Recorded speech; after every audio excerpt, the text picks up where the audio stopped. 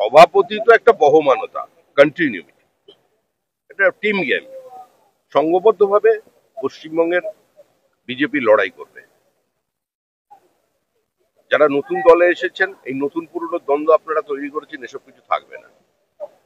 পরাজয় নিশ্চিত জেনে, জমানত বাজেয়াপ্ত হবে জেনেও যারা ঘাম রক্ত ঝরিয়েছিলেন তারাও থাকবেন, কারণ তারা না থাকলে তো আজকে দলে জায়গায় আসতো না। আর যারা নতুন এসেছেন, যারা অত্যন্ত ভালোভাবে সক্রিয় হয়ে বিজেপি করছেন, তারাও থাকবেন, ঐক্যবদ্ধ হয়ে কাজ করবে। পুরনোদেরও বুঝতে হবে যে সংগঠনে বিভিন্ন জায়গা থেকে মানুষ নিতে হয়, কুমোরটুলি থেকে অর্ডার দিয়ে আনা যায় না। ফলে সব নতুন পুরনোর বিতর্ক কিছু থাকবে না। আর এই নির্বাচনটা তো মানুষের হাতে নেই। এই নির্বাচনে মানে আমাদের হাতে নেই, কোনো রাজনৈতিক দলের হাতে নেই। মানুষ স্থির করে নিয়েছে মানুষ পরিত্রাণ চাই, মানুষ মুক্তি চায়, মানুষ বাঁচতে চায়, মানুষ বাংলাকে বাঁচাতে চায়। আর তৃণমূলের নতুন সভাপতির কাছে 26-এর লড়াইটা কতটা চ্যালেঞ্জিং মনে হয়? কতটা চ্যালেঞ্জিং, কতটা?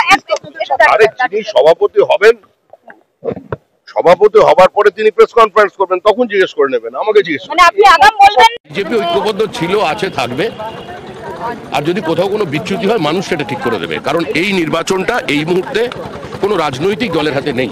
পশ্চিমবঙ্গের মানুষ দৃঢ় সংকল্প, রাজনৈতিক ব্যবধান বা রাজনৈতিক রঙের থেকে একটু দূরে সরে এসে তারা তৃণমূলের বিসর্জন দেবে। আমি তো ব্যাকড্রপের নিচে সবসময় থাকি। আমি তো ব্যাকড্রপ বলতে বুঝি যেখানে দাঁড়িয়ে থাকি তার পিছনে যেটা আছে সেটাই আমার এই ব্যাকড্রপ। আর সবসময় ব্যাকড্রপের উচ্চতা আমার থেকে বেশি থাকে, আমার সাইজ অনুযায়ী। জেপি নাড্ডার সঙ্গে কি কথা হলো? কোনো সভাপতির বিষয় নিয়ে কোনো কথা হয়। কোন পথে হাঁটবেন কিছু ঠিক করলেন শ্রমিকদা? 42 বছর ধরে যে পথে হেঁটেছে সেই পথে হাঁটবো।